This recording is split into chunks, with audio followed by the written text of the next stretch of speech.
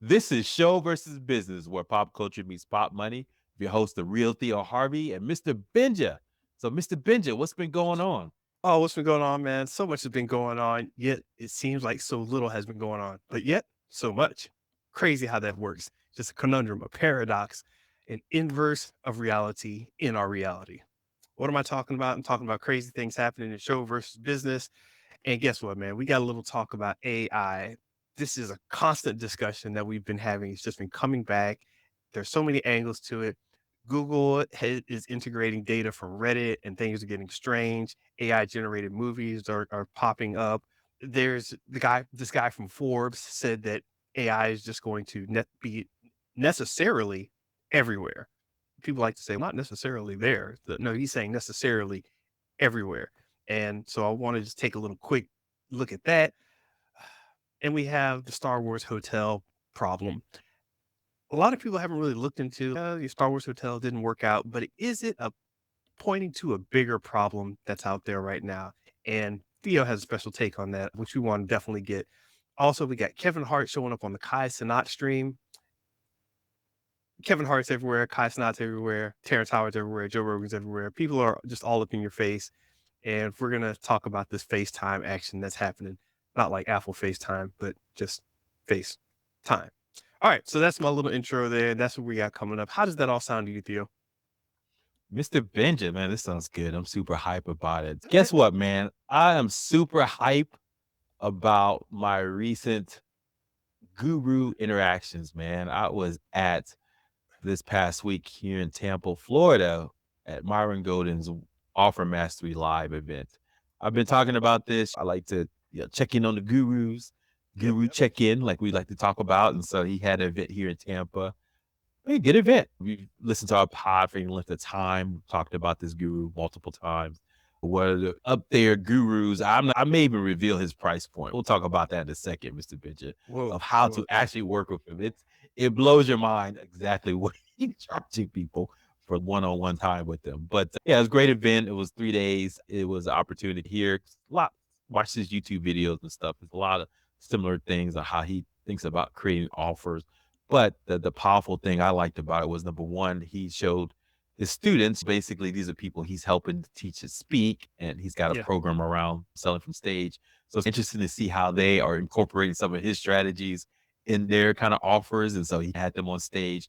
But really, he had two greats in the game. Daniel Priestley, I think we talked about him before, Yeah. key person of influence, oversubscribed.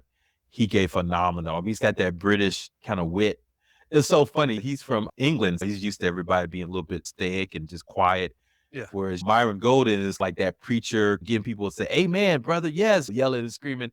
So when this audience kind of came to him, he was taken aback, but I think he liked that, right? It's always a like it too. Like, you ever been to a white church and a black church? Oh, The yeah. scenarios. Yeah. Yeah. It's Totally. like, you go to a white church where everybody's just, "It's good, yeah, brother. Yeah, preach, preach, yeah." Okay. You go to the black church, "Amen, brother. Amen, brother." You got the white preacher at the black church. They just like excited because people were responding to them. Yeah. So he was getting excited. The speaker, Daniel Priestley, because he was just shocked. Yeah, so Daniel Priestley was there. And then Dr. Benjamin Hardy, we talked about him thoroughly about on this podcast. I think we're both fans, saying a lot of the same things that he spoken about previously about leveraging the tool of the future to help accelerate you, using your memories and success of the past to help push you forward. And so a lot of stuff I already knew, but it was just good to see them both in their environments, Dr. Benjamin Hardy and Daniel Priestley, communicating to a larger audience. So it's like when you watch their content, it's almost like one-on-one, or maybe for me, I went to Dr. Benjamin Hardy's like little mastermind group, a little smaller group. But to see them do that at a larger scale was interesting because like a lot of the concepts are a little bit dumbed down, but they're a little bit more insightful, if that makes sense. Whereas it can apply to no matter what stage you are in the process, from beginner to immediate to expert. And I think that to me is what makes a world-class speaker. I think that was powerful to understand that. So a little more strategic as opposed to tactical. Yeah, yeah, just really helping people to understand the concept, why it's important, giving massive examples from their lives and other people's lives, but also without getting into details. And then obviously, Daniel Priestley's a master too. Well, both of them, they both had their book. It was sitting in your seat when they spoke. A lot of concepts he talked about was right there in the book, right? And you go to these YouTube channels. So I thought that was insightful, and this is see how to communicate that idea to a broader, probably a different audience, right? I look at it like this. So always we talk about this. Don't just do what the gurus say, do what they do, right? Yeah. And so I look at Myron Golden, right? So let's be honest, he's got a certain type of audience, right? Typically more spiritual, Black, speaker focused. So he's bringing that audience to them, right? And so they're probably liking that because that opens them up. We talked about this cross pollination, right? You're bringing his audience, Myron Gold's audience, to them, and so that's helping them expand a little bit more into new audiences, and vice versa. We're getting exposed to people that we probably would never heard of was from Myron Golden.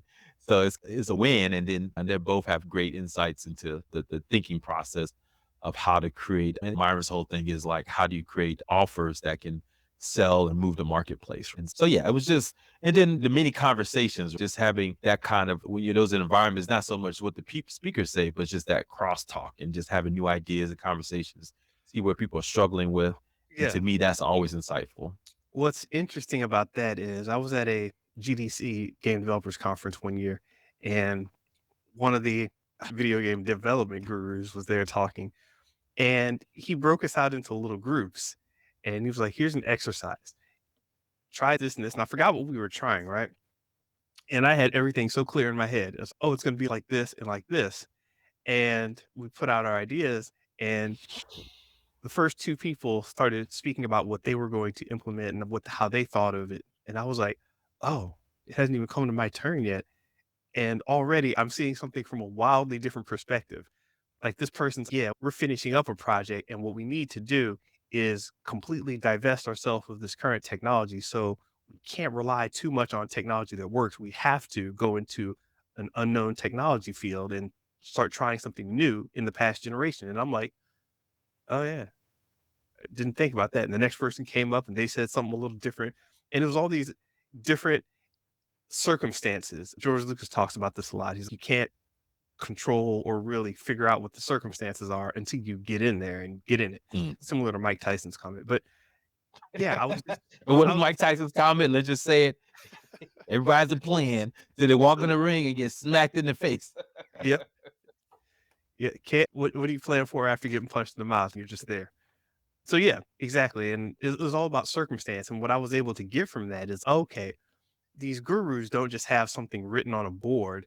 They can navigate you through a specific circumstance that relates to you, the people you're talking to.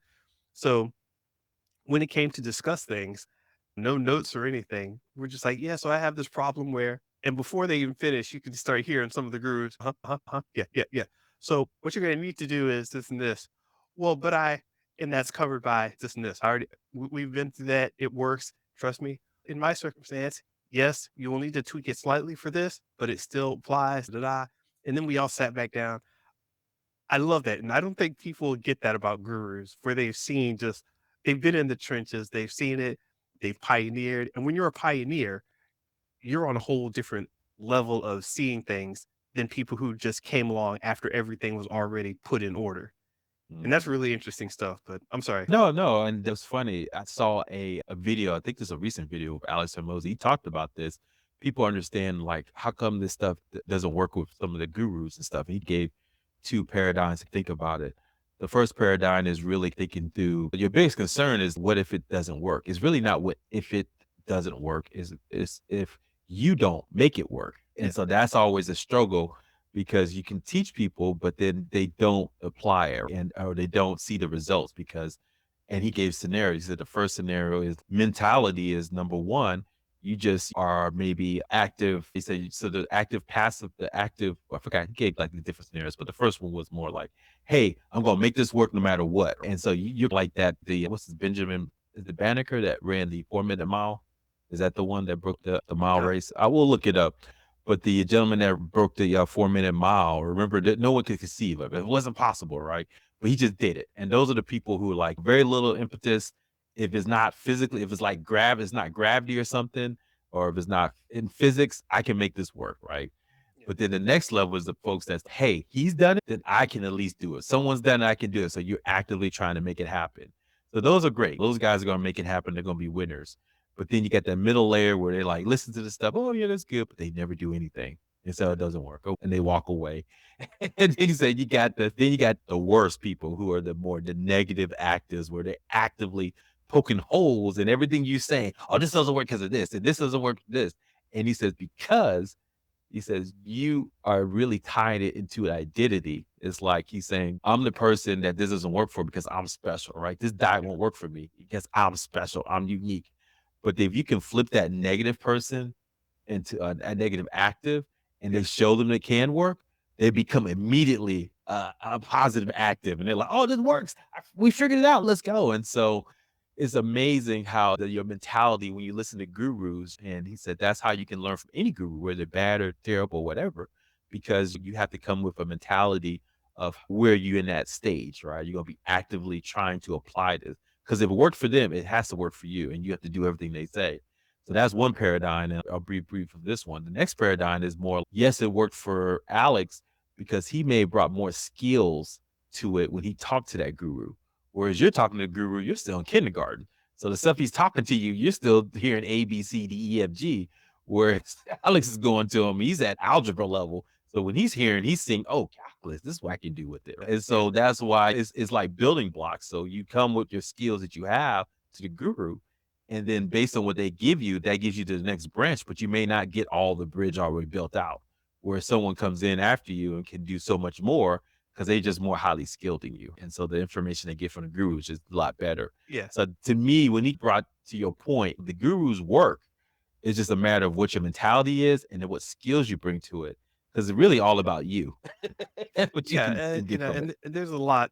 I do know Hormozy's talk on the skills. I forgot how he framed it exactly, but I know the discussion you're talking about or the argument he's putting forth. But a lot of that even misses or doesn't even touch on the fact that there are timing issues, resource issues, like you were saying, education issues where somebody's just not as familiar with or hasn't been He had me cracking up. I don't mean to just interrupt for you. He that long. said, he had me cracking up. He said, shit, he said 30% of the population is illiterate. Like, build a business. So yeah, that's correct. There are Yeah. other issues. Yeah, no, I'm just saying that even with that tight of a focus or saying, it's like, hey, there's still like you get everybody up to the basketball court, you're like, all right, everybody, we're gonna learn how to slam dunk. And everybody's yeah, and they start clapping. It's like you with the flip flops, you need to go back to Foot Locker, buy some flip flops, and then come back. And he's what are you talking about? I'm fit, I'm ready, and guy, get your flip flops out of here. It's just there are a lot of little things that are left out of that discussion. And it's so funny that there are so many of them that it's like impossible for a guru to go over them all in a Exactly. book or in a course or something. It that one-on-one has to it, it just helps so much. Yeah, I agree. And so I think that's the kind of argument we're saying is just recognizing that it can work for you, but to your point, you have to realize who you are and where you are in your levels. And to your point, you're trying to slam dunk, you don't even have the right footwear on. Or you haven't even worked out the first and you're gonna try to slam dunk on the first day. Yeah. So it's yeah, I agree. There's timing issues and things like that. Maybe just not the right time for you. Because you say you want to be a millionaire, but you're still dealing with a bunch of other crap, family issues and other stuff that you need to set aside or say, hey, I'm going to ignore that completely. So yeah, I think that's what the guru's up against. And so they're like, you suck, you're a scam. And some of them are, let's be honest, some of them are. But Alex said, even in that, they give you a sense of what not to do. So he said, Yeah. that sucked, and I'm not going to do that at all. And so I'll do the complete opposite. Anyways, I enjoyed my time at the event. I met some good folks and definitely highly recommend everyone. I think Myron said he's not going to do it live again. I get it. It's a lot, man. I don't know how they do all that. That's a lot, man. Especially if you're not like I used to go work for Cisco. You work for big companies. You saw all those big events they do, man. That stuff is a lot, man. They're multi-billion-dollar companies. He's what, maybe making 8 figures or so, trying to put something on like this. That's a lot. So kudos to him. More shout outs to folks getting that guru support out there. You trying to go to a 10X GrowCon or is that just too much? I can't do that, man. I love Uncle G, man. Uncle G put me back in the mix, man. I'm not gonna lie. Uncle G is very controversial right now. But we'll get into that later. All right. Yeah, man. It's funny you're talking about controversy, and we were discussing our headlines and things earlier. Man, I call it tabloid talking because in my head I hear it so much where people are looking for keywords, they're looking for tabloid type of speak. Like it's hard to speak to some people without it. If I hear a news headline and then walk into a crowd of people and repeat that news headline, and it may resonate with them, not because the news headline is any good. It's just that they've heard it so many times and that's what they're expecting to hear.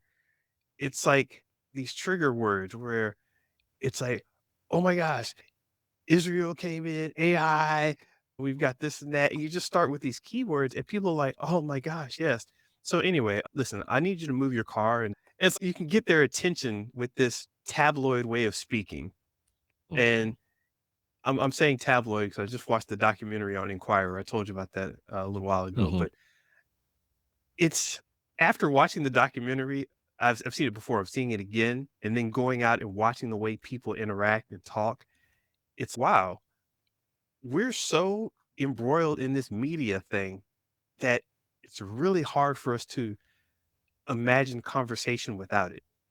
And it's strange because until you take a step back and look at how we open conversations and how we really get involved in things, people that decide to say yes to something versus people that decide to say no, start realizing how much of it is influenced by media, not just social media, news media, mass media, advertising media, game and interactive entertainment media. It's very strange. I know some video game people use the memes like, here we go with Mario or whatever. And people just get it. They're like, yeah, you can memify your discussions. And it's Well, scarily isn't that just efficient. a shorthand though, just to get people? Yeah, you just said efficient, right? Isn't that just a shorthand to just grab and create a sense of community quickly by mimifying our words, or symbols and things like that? Yes, it is. And I think the thing that's weirding me out is that we're we're not as in control as we used to be. Like in high school or whatever, you'd come up with some things to say. Everybody would have their little phrases in parts of the black community, mama jokes. And if you say, "Oh, your mama punk," in a certain way, everybody laughs. You say it in slightly the wrong way, and it's what? I get it. It's just like people speak to each other in certain ways, shorthand, it's quick, it's efficient. But now I'm wondering how in control are we of our own language and how much is it's always been there. We're on the schoolyard yelling, "Yo, Joe," before we run out to recess or whatever. Oh god, that's an old reference. It is, but I knew what it was. Yeah, it's just weird, but I started thinking about it this week, and yeah, now I don't know how to. Yeah, I don't know how I want to speak anymore. I'm just looking out. I think it's maybe we blame TikTok, right? Memification of everything. Something comes out, people got to put a meme about it. They have to put their little take on it, spin on it, and then whatever pops off, people copy that, right, to emulate what was popular. Yeah, I blame social media, like I do with all things. Even though I'm on social media a lot. My two take on it is I'm really thinking about you really have to just come in with your own frameworks.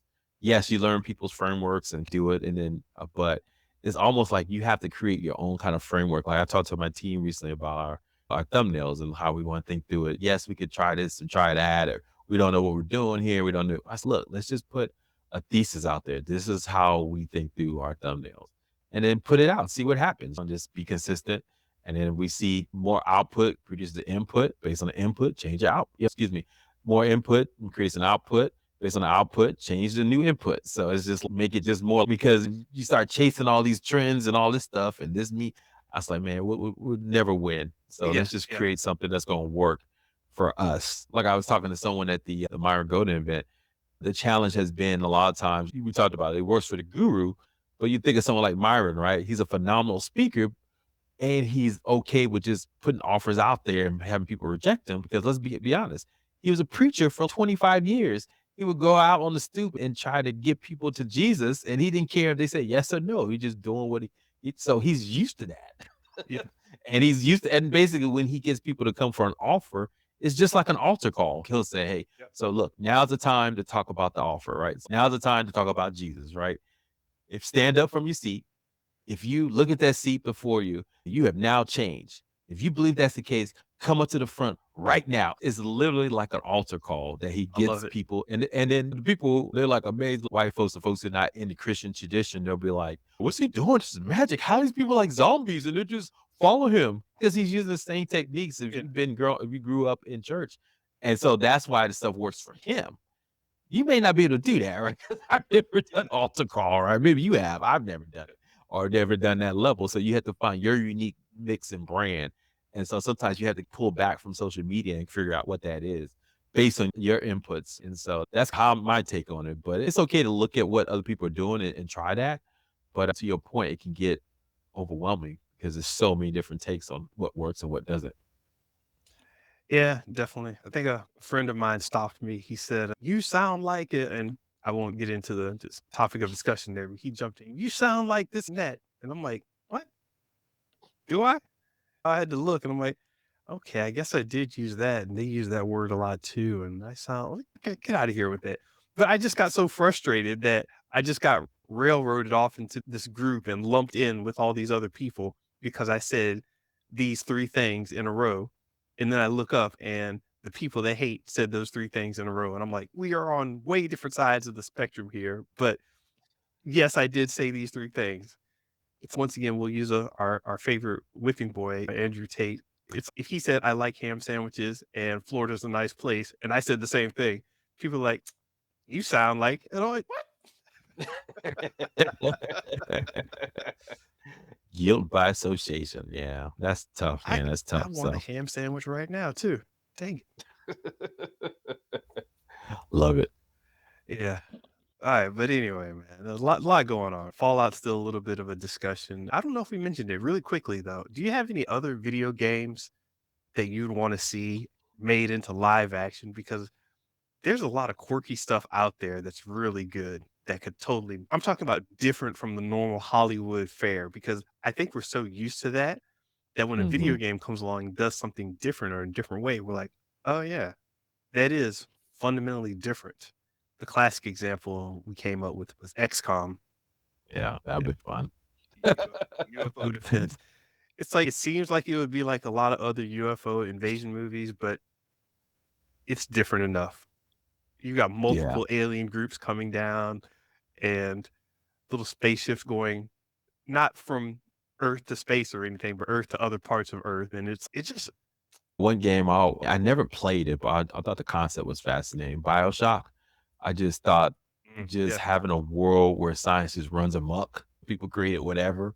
yeah. And so now to explore that at a high level would be awesome. So yeah, I would love to see a TV show like that. Just people doing these crazy experiments and creating these all kinds of crazy. Let's be honest, Fallout is like that a little bit too with the volts, but this is to another level. But I always thought that was an interesting concept with the Big Daddy and the little girls, I forgot what they called, but yeah, so the little sisters, all that kind of stuff. That whole concept was weird. It was just like, this is a weird concept for a game. Yeah, that would have been pretty cool. Yeah, I'd actually want to see Mega Man done. It's Mm. it'd be pretty out there. You'd have to fundamentally change like the look and style to a more realistic kind of thing. But I'd really want to see some boy slash robot running around causing mayhem, stuff blowing up and getting different powers and taking them from the bad guys. Mhm, mhm. Yeah. It was just and then, I mean, then, of course, I thought Metroid, I thought that was an interesting concept, just exploring and dropping into a ball, getting these new powers with that power suit. That was awesome. Yeah. So, yeah, some good games, man. We can go on and on for those. Yeah, I would love to see a lot of that stuff. Why not? Might as well. When you I think, yeah, we might as well do it because there's nothing else new under the sun anymore. So let's just go to the video games, create some good stories, and let's go. Pick any RPG that's been around a while. Exactly. Baldur's Gate, Elden Ring. Even start going outside the Ninja Gaiden route a little bit. Yeah. Oh my god. Ninja Gaiden. Oh yeah, I love that So one. crazy. Yes. Crazy. All right. Speaking of aliens and machines taking over the world, ChatGPT 4 has been doing some things. People are talking about it. Yeah, what you got on ChatGPT? Man, what don't I have?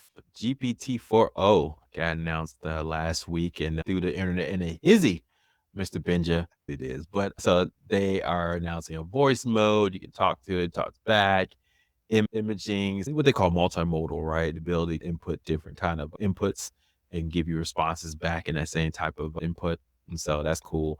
They're going to add other languages. So that's really been helpful. And then they're from a business strategy standpoint, they're going to release it free. I have the Chat GPT version 4.0 version that's you pay like $20 a month. It's supposed to be a little bit faster. So they're just going to release it free, right? And just put it out there into the market. And I thought that was interesting business strategy. I think all these AI agents and talk about that. And then we also know that how Google and Microsoft is built on top of Chat GPT, but the Bard and all Google folks, they're trying to incorporate into their services. So I think there's this battle to proliferate your large language model as many platforms possible. And so maybe the free model is the best way for them to, proliferate now they're up against some competition. So we'll see what happens with that. I think I put this strategy in here. I don't know if you had a chance to read that from Ben Thompson. He writes that great article, Stratechery. And he talked about we're probably just scratching the surface of what AI could do. We're just thinking of the old way of using it, which is, yes, I can do 10 posts I can do 10 copies of some copy, right? That's into my market. With AI, I can do 100. So it's just like more of the same, but there's going to be there'll probably be so many different ways of using it that we haven't even conceived yet. And the analogy he gave was like the internet, when it first came out, we knew it's going to be fundamentally changed. But the first thing we did was put banner ads up, which is similar to newspapers. And so it wasn't until later that we came up with the concept of auction system, right, to determine ad placement. So we're still in the early innings of ChatGPT, and I think that I'm super excited to see where this goes. Yeah, what were you about to say? I was about to say that's in line with what's his name? Chamath. I'm not even gonna try to pronounce his last name. I always mess it up. Palpatea, I think, but yeah, anyway. Yeah, Paul. See, I messed it up already. The Anyway, All In podcast. Billionaires on the podcast. The billionaires on the podcast. Yeah.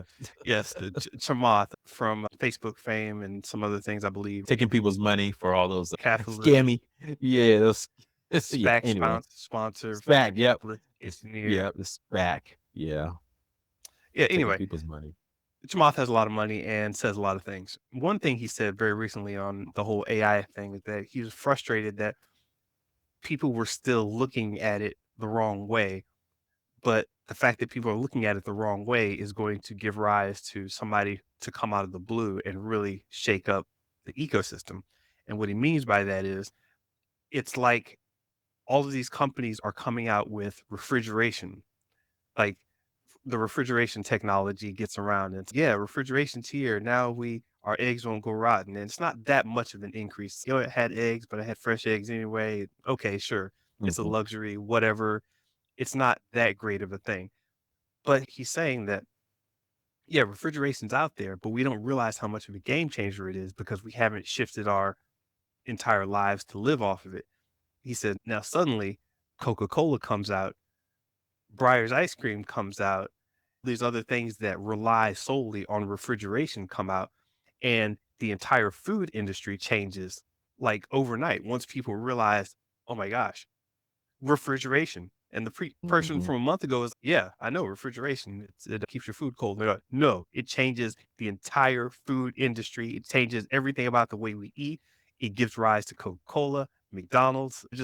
It changes everything on such a mass scale that's so relatively simple. His idea was that we simply don't see it because we're probably too close to it, and Mhm. we're like seeing the parts move around. And you're like, yeah, what do all these parts mean? It's just refrigeration. Yeah, it's just like the same scenario, just like the internet. We didn't Yeah. know you can build multi-billion-dollar companies off the back of the internet when it first. We just said, "Oh, cool. We can get to forums or look at old South Park episodes." But Yeah.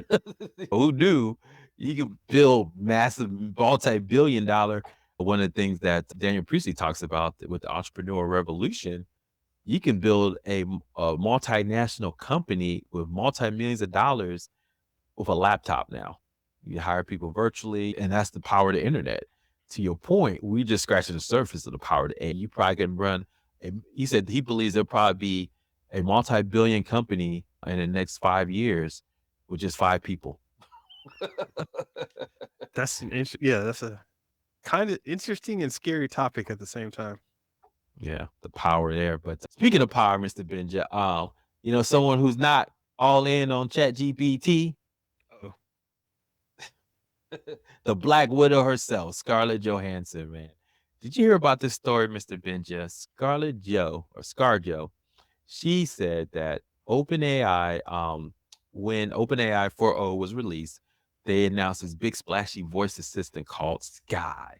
And everybody loved it. Oh, this is great. And I remember hearing about it. It was a joke on Saturday Night Live. It's okay. But when you listen to it, it sounds strangely like Scarlett Johansson. And the reason why we knew it sounded like her, because have you ever seen that movie back in the days, Her? Did you watch that movie with Joaquin, what was it, Phoenix? Yeah, Joaquin Phoenix. Thank you.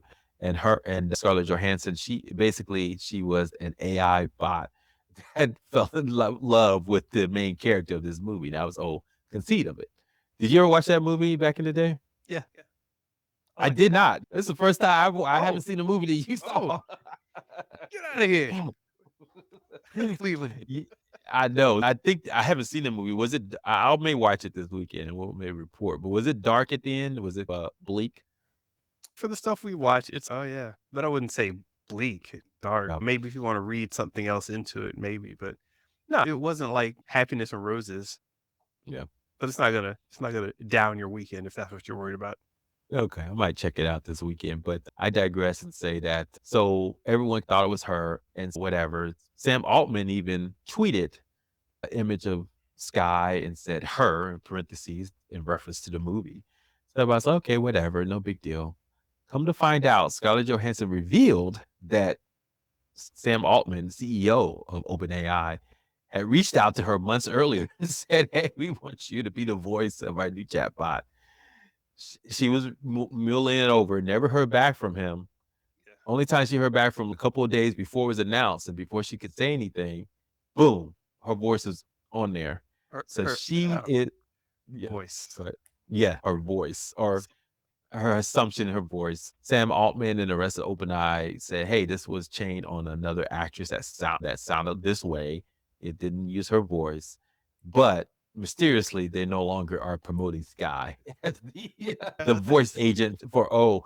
And Scarlett Johansson is, once again, I don't know if we talked about this too. She was in another controversial AI bit where they were using a digital fake of her to sell, I forgot what it was, but sell something online.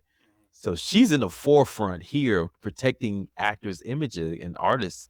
And this is getting weird, Mr. Benja. I mean, as an artist yourself, is this a good thing that artists are starting to pay attention to this more, or is this scary that I hope she doesn't become hated in the AI community, because once people don't like you, they're just going to use your stuff anyway and just piss you off and make you mad.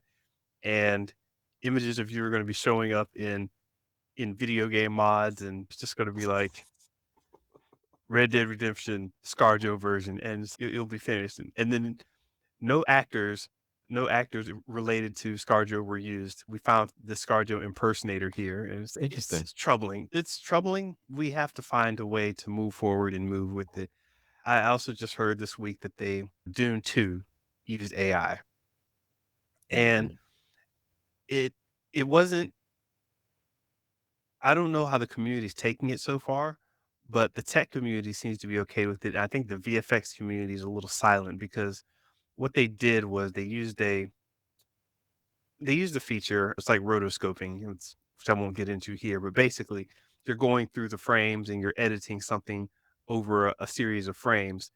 And what they did is they got this off the shelf now AI software, that's meaning it was put on the shelves and it's already there, and companies at the level of Dune 2 are already using it. So this off the shelf software basically allows you to adjust eyes from one frame to another, or one scene to another. So the purple eyes, yeah, they did the first frame, a middle frame, a couple in between frames, and then the rest of it, AI figured out, cool, I got you. I know how the eyes should look. And the AI just did the rest of the VFX instead of having a person go through and individually do every frame, which seems like something we should have evolved past already. But Now it's like, hey, just click AI, let the AI do the rest. So Yeah. slowly but surely, it's sneaking in there, and VFX artists who know that's a pain in the ass to do. Yeah, I don't want to do that. I don't want to do that part, but I still want a job, and it becomes this weird. Well, so that's the dilemma, Mr. Benja, right? So you have the artists themselves using these AI tools to accelerate Yeah, their workflow, right, and their jobs. There was another case where a director, I forgot the name of the movie, but it was some crazy movie where girls were on top of a tall building or something. They had to get down. It was rated R, but they had to release it as a PG-13.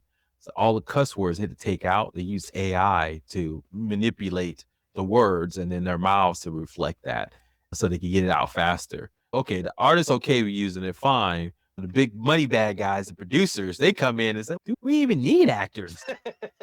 So then, you know, they were, "Hold up, hold up.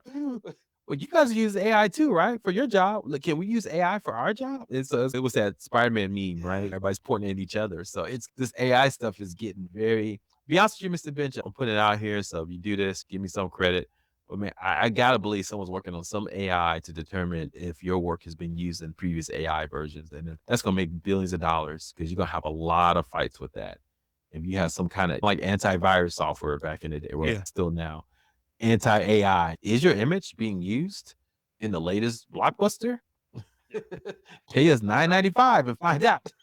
It's funny. There was this group of artists on Twitter X that had found a way, and this was earlier in the year, which is a couple decades ago in AI time. They basically reverse engineered a way to reproduce. So they thought, okay, if my image is online, or I think my imagery is being used, or there's something here that looks stylistically like mine, there's a little blur in the corner where I always do my signature. There's something off about all of these images. They had techniques to reverse engineer their own images, like basically describing, hey, I want you to make an image in this style with these colors that looks like this and looks like this. And they had a certain way of wording it where they basically described their own images to see if they could get basically their own images back. And they ran it. Mm. They said, "Oh, you've never done this with a major film, like a Warner Brothers film? Watch me pull out a very convincing Heath Ledger still shot from the movie."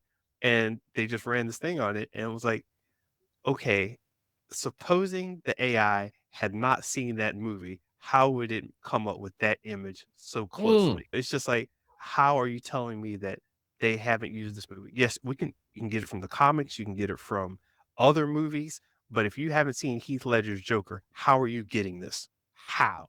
And they were doing this not just for something big like Warner Brothers. That was the big example, but they use it for little examples. Yeah, I'm just some random artist who's been making postcards for the past 12 years. Hey, I need postcard art that looks like this, like that. Mhm. And boom, AI spits something out and they hold up the original one they made and post it on Pinterest. And it's, so you're telling me you're not getting data from Pinterest? That's the only place I posted it. What you gonna do? Yeah, Yeah.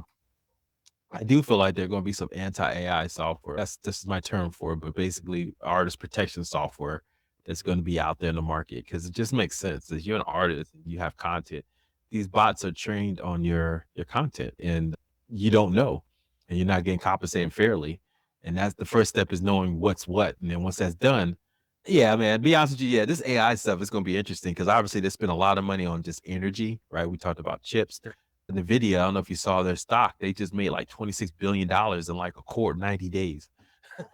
It's just Yeah. ridiculous. They're the king of creating these CPU, the chips for powering this AI stuff. And it's going to get bigger and bigger. So only the big players can even invest in AI to make their large language models more powerful. But if you throw in the legislation and the legalese that's going to come in with artists trying to protect their identities and training these models, man, it's going to be very expensive to be running an AI company in the next 5 years. That's just my 2 cents on it. Hot take. No, totally. That works. And the people, I'm looking at an article from MIT and one from Forbes and Wall Street Journal. Yeah. Let me tell you something. The amount of information that the internet currently has is too small for AI to work the way they want it to. Too small for AI to work the way they want it to. So if you thought they were collecting data before, they're about to keep trying to get data because the AI systems, the way they are, want more and more. data. Mr. Benja, you just named the title of our episode. More and more data. I love it. I love it. Hey man, we record these. You think we should do a live stream one day? Kai, just get on Twitch and go live and get all the people up here. Let's do it, man. Let's do it. I love it. I would love to. Have you ever sat and watched one of these like streams that go on for 3, 4, 5 hours? No, man, I can't do it. I watch. I remember during the pandemic, I may watch a couple of live events from me, Kevin, or something like that. But I was gone like 10 minutes. Or sometimes Grace, she does her daily event. What are those like, Mr. Benja? Those are like shows. Like I'll even put in Joe Rogan as like a show, right? Where somebody sits down and they say, "Hey, we're just going to do this thing." But like these streams are more like, I'm going to turn on my camera, and it actually takes me back to the variety show kind of thing where you'd have a bunch of people. This is even before my time. You'd have a bunch of people in the audience, and stuff would just start happening. They'd bring out guests, and people would laugh, and they walk around talking, and it wasn't as structured as people would like to believe it was, but it has a definite flow to it. And it's interesting. I think we're getting back to that with these Twitch streamers, these Kick streamers, YouTube live streamers. This one guy, he watches like 150 episodes of anime all at once in one big block. And people just sit there on Twitch and watch him and react, and they're arguing in the comments. It's an interesting thing that I don't know how to describe. T-Pain does it, like, and Timbaland, he'll make beats live. People will send in beats, and he's like, "Hey man, you got a lot of heart and everything, but I just went to your website. Website's garbage. Fix your website before the end of the show, and we'll listen to your song." And it's like, Ooh. and yeah, they'll just go on streaming for hours. And now I wanted to bring this up because Kai's not a big streamer. We talked about him a couple times here and there. Had a few, he's had porn stars on, some musicians on, comedians, mostly a bunch of other influencers on. But recently he had Kevin Hart on, which I think is the highest profile current person he's had on. I'll go ahead and say that. He's had Lil Uzi Vert, he's had Drake on, Bobby Shmurda, NLE Choppa, Nicki Minaj, Lil Baby, 21 Savage, Tootsie.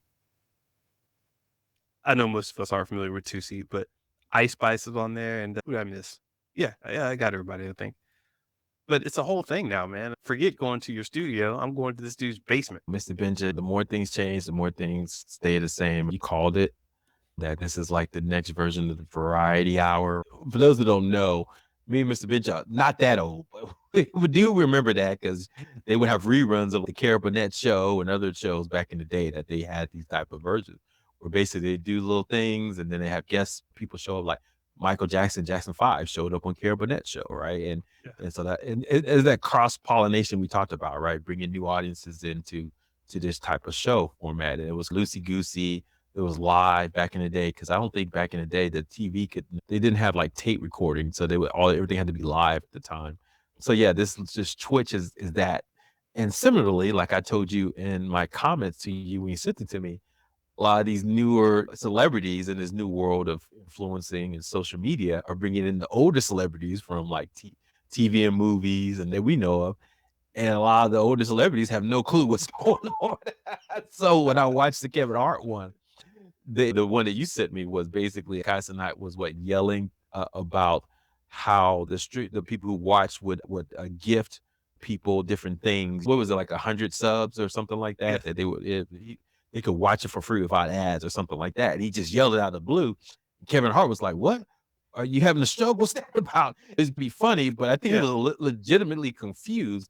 And what made it worse was he started cussing that person out. He said, "Why would you do that? You piece of this is." He said, "No, that's a good thing."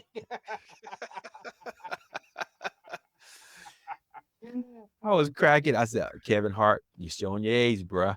But it worked. He wouldn't know this world.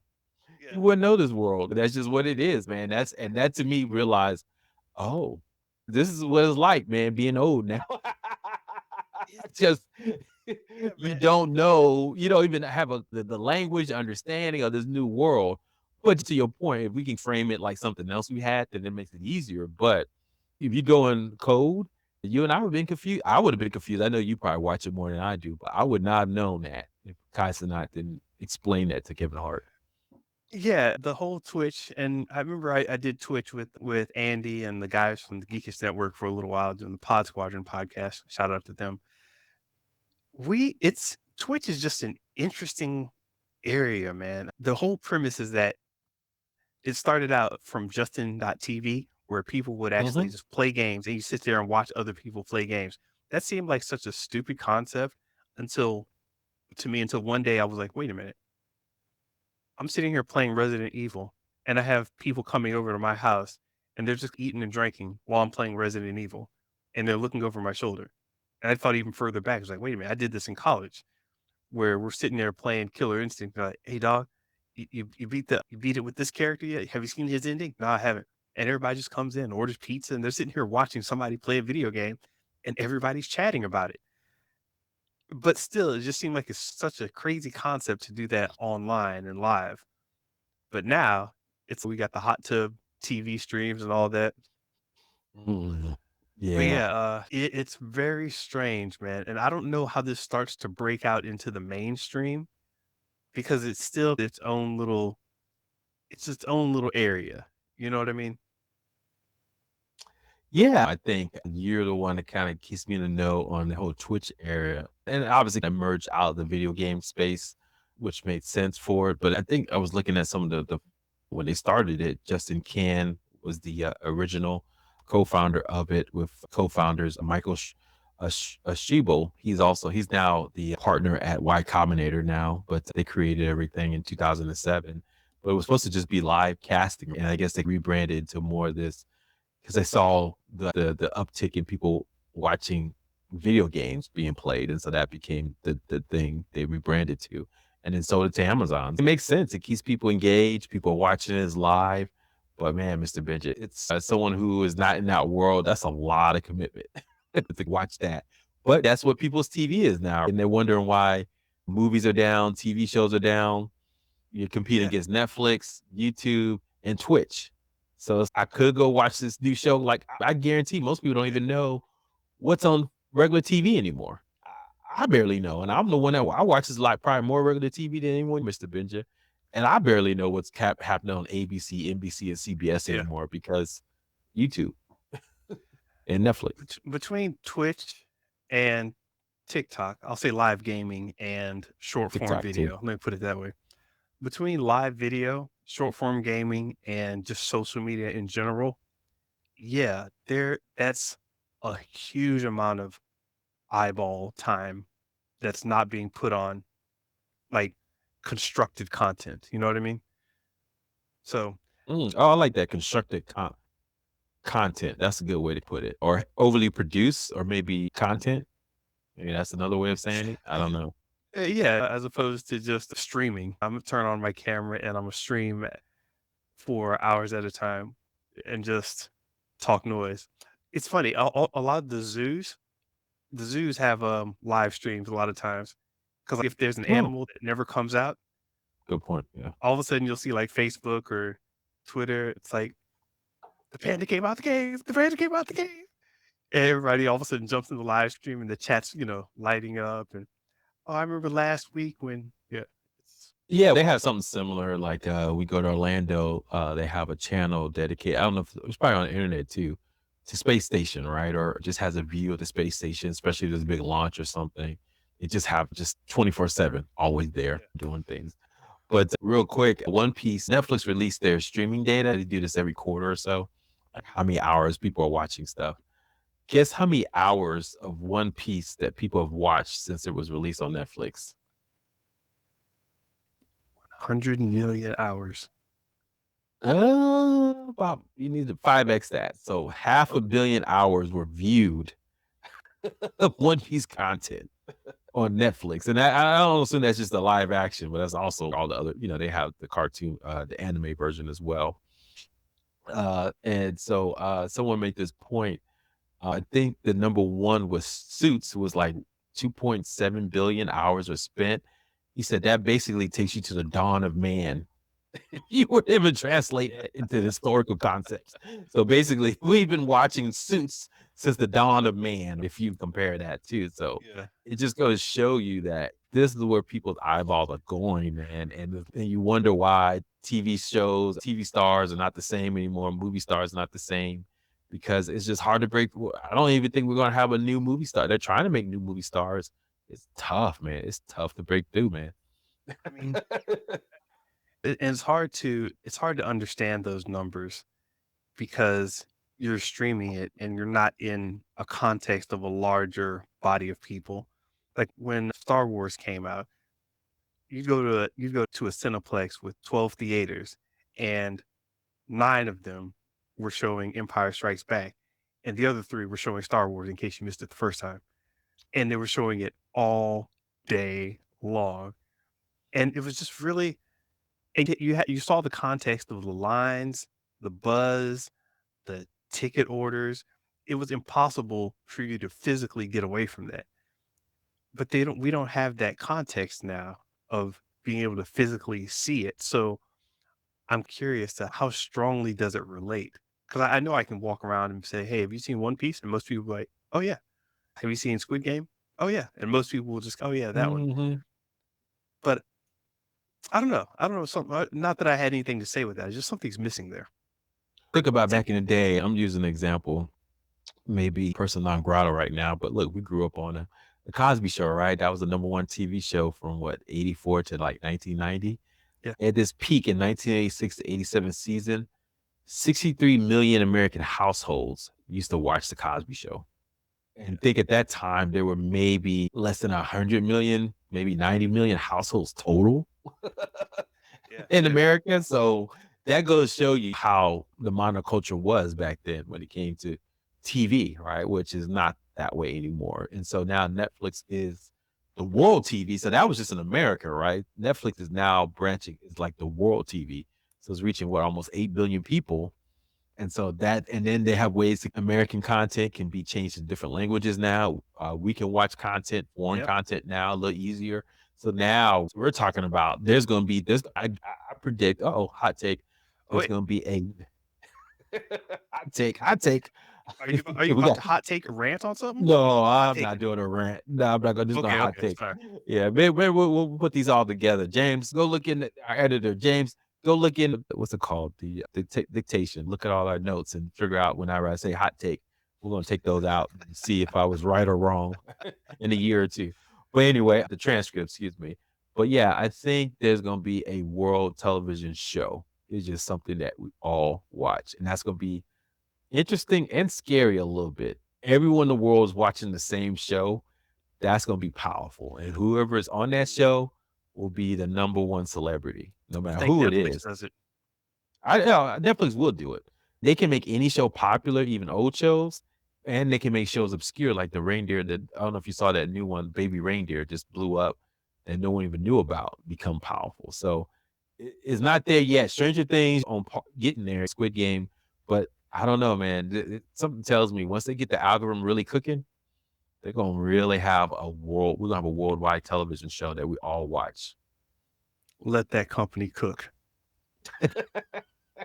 Sticking up that algorithm, boy. I love it. I love it. What else, man? Anything? Hey, that's all I got for now, man. I'm good. Nah, this is By the good. way, if Good. anybody saw me online saying you should listen to Terrence Howard on Joe Rogan, I was kidding. I don't condone such foolishness. It's entertaining, maybe to you. I don't know. We're just stupid. But yeah, that's all. No rant on Terrence Howard. No. Yeah, we'll leave that alone. I just want to say his sour grapes on Iron Man and how he was making too much money to be on Iron Man 2 is hilarious. So go check that out. But yeah, was it come for the Iron Man takes, delete all the math takes. Yes. Don't get your math degree from Terrence Howard. Please don't. Yeah. Oh gosh. Here we go. Yeah. I need him and Kanye in a room. That's all I'm saying. No, we don't. No, we don't, Mr. Bitch. Please don't do that to us. You know, you talk about black culture, that would just take us down about 8 steps, man. So no, we don't need that. Take us off to the side somewhere. Yeah. Oh yeah. Oh yeah. Oh yeah. Anyway, hey everyone. Thanks for listening. We're gonna wrap it up today. But look, if you like this, please subscribe or comment at Show versus Business on X, YouTube, and Instagram. Listen to us at Spotify, iTunes, or wherever you listen to podcasts. Go visit us at our website, Show versus Business, and sign up to get the latest and greatest information from us via email. Mr. Benja, have a great one. Peace.